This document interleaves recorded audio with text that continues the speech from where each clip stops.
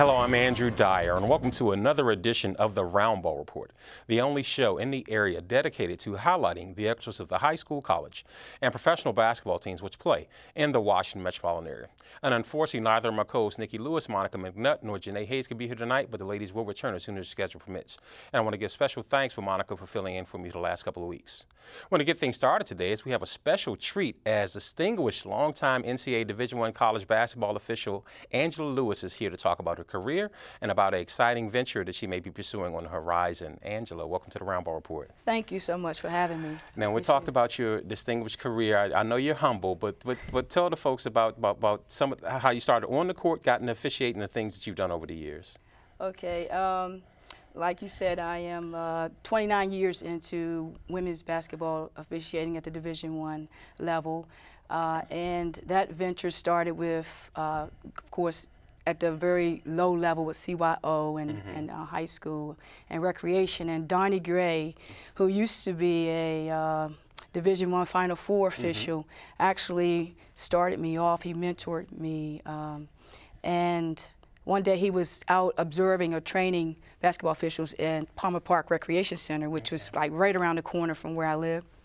I was going there to work out, and Donnie was sitting on the sideline evaluating officials, and I noticed him. So, Donnie, what are you doing here? He goes, you know, I'm evaluating these officials right here. And I said, oh, that's good, because, you know, I used to love the fact that he had integrity, was very honest with his officiating, and you know, he kind of let you play. Right. You know, he didn't call everything that he saw, but, you know, he let the game flow. And so I said, okay, it's good to see you, Donnie. And I was going into the workout room. He said, no, come sit right here by me. So since that day, in 1988, I've been officiating because of Donnie Gray. Yeah. Wow. Yeah. And tell the viewers about some of the things you've accomplished during your career. As an accomplished official, I worked the highest level of women's basketball. I went to the pinnacle of women's basketball, wherein I did the inaugural season for the WNBA. I actually did 2 years of the WNBA. And I'm two-time Final Four official at the Division I level. Wow, that's awesome. Yes. So now I am just elated about giving back to officials at this point in my career, because I am on the downside of the career as far as being on the floor. Yes, I'm still actively officiating, but I do, more of the mentoring. I think I'll probably do maybe 2 more years on the floor. We're starting that transition. So talk about what you plan on doing, utilizing the game and giving back. Well, the thing that's on the horizon now is we have Marsha Blunt just kicked off the inaugural year last year with the WABA, Women's Basketball League, which is like a sister league to the ABA, Men's ABA. And with that league, they're looking at allowing me to have the director of officials position. Wow. So I'm in the shadow right now of the past basketball director of officials. So that's pretty much where we're going with my future off the floor. Well, that's got to be exciting for you, because you said your mentor helped you, and I'm sure you've been able to help several officials, mentoring them throughout your career. Absolutely. I just recently lost my best friend, Rachel Jones, who was also a Final Four official on last year, to breast cancer. Oh, wow. Yeah, so, and she's also my business partner, which we have a business called Total Package Referee Academy, where we mentor officials from all levels. And our motto was Total Package, because we believe that you need to have the total package in order to present yourself as a great official and to become one. So, and talk about that. What does that total package consist of for those that are interested in becoming an official?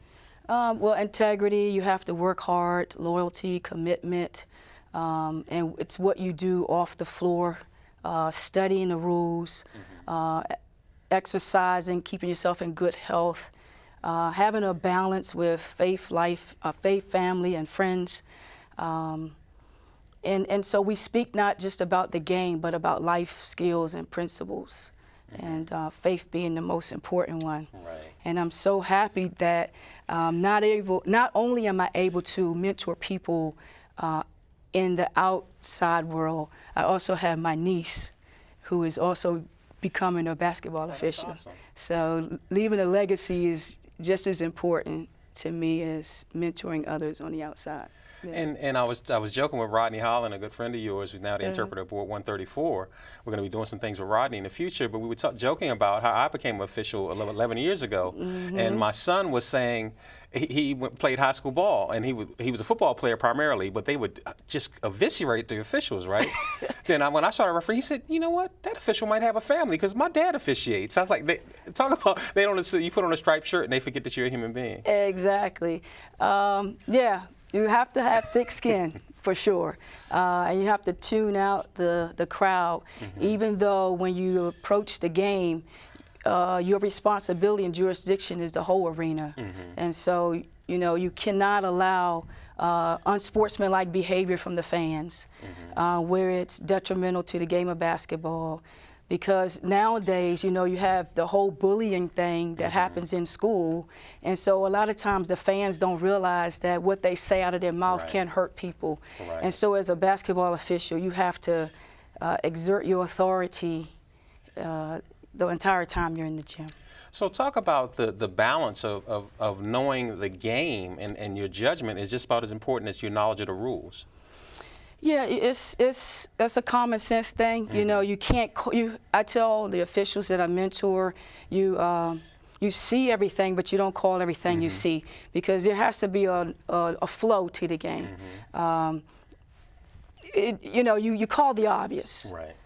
Every contact in a women's basketball game is not a foul. And, you know, we want to put points on the board. The game is not about every whistle you can blow, and fans don't want to see you. And oftentimes we don't understand that as soon as we blow our whistle, all attention is directed on us. And so the balance is to be able to manage the game and the time of the game and knowing what to call and allow the game to flow so we can have points on the board. And obviously you're passionate about it, you have a love for it. What's kept you vibrant and still, after 29 years, having the love and vitality for doing what you do?